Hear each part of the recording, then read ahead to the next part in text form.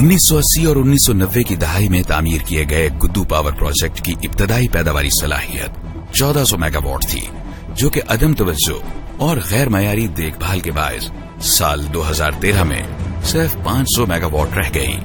हुकूमत ने न सिर्फ इस मंसूबे की बहाली को अपनी तरजीह बनाया, बल्कि इसके साथ साबिका दौर से ताखीर का शिकार 747 मेगावाट के गैस प्लांट को तरजीही बुनियादों पर मुकम्मल करने का फैसला किया और खराब मशीनों को 1 साल की रिकॉर्ड मुद्दत में काबिल इस्तेमाल बनाया गया। यहाँ 57% पैदावारी एफिशिएंसी की नई मशीनें नस्ब की गई हैं। इनकी पैदावारी एफिशिएंसी मुल्क भर में मौजूदा प्लांट्स में सबसे ज्यादा है। प्लांट की बहाली और जदीद टेक्नोलॉजी की तनसीब से अब गुद्दू पावर प्लांट की पैदावारी सलाहियत 500 से बढ़कर 1650 मेगावाट हो गई है।